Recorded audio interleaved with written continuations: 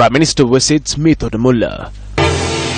2 containers which were brought to the country illegally seized.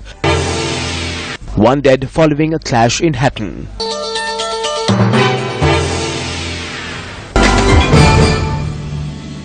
First up in our lead story this afternoon, Prime Minister Ranil Wickremesinghe returned to the country today following his official visit to Vietnam and Japan.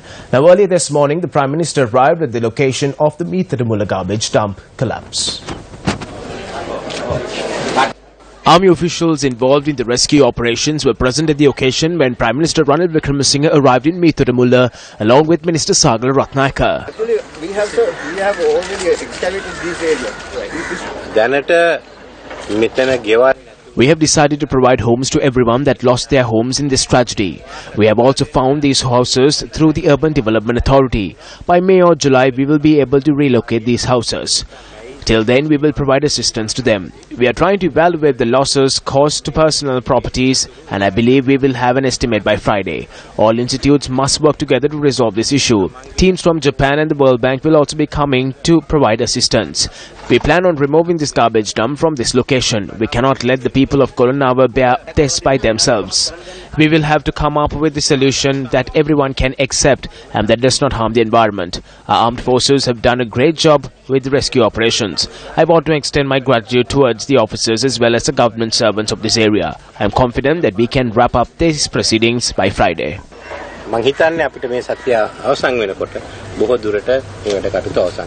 On a related note, now the Urban Development Authority has taken steps to provide houses to those displaced by the Mullah garbage dump disaster.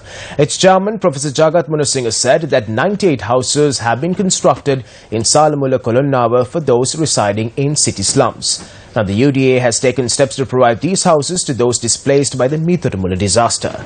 The chairman noted that 200 more houses are still in the process of being constructed in Kolonava. He said that upon completion of the construction of the houses, they will be provided to those displaced by landslides or those residing in areas prone to landslides. On to more local news this afternoon, customs officials took steps today to inspect 2 containers that were imported illegally. Now, speaking to Newsfirst, the customs media spokesperson said that the containers were opened at the Orogodawata container yard. According to customs officials, the goods had been imported under the guise of a foreign national residing in Sri Lanka importing the goods. Meanwhile, 13 people suffered injuries when a lorry crashed into a tree in the Valitara area in Balapitia. A woman and 2 children who sustained serious injuries are receiving treatment at the Karapatiya hospital. Now, police investigations show that the driver had fallen asleep at the wheel.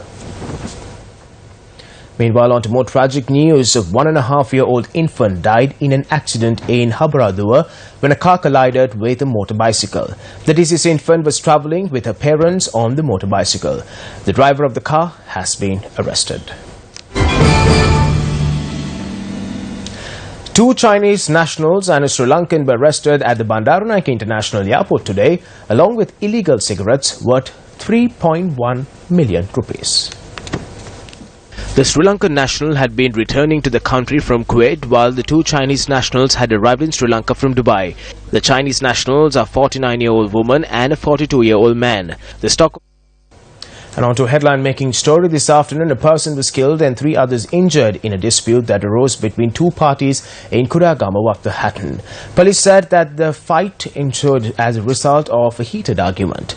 The injured people have been admitted to the hospital for treatment, and police say 2 people have been arrested in connection with the incident. The suspects are to be produced before the Hatton magistrate today.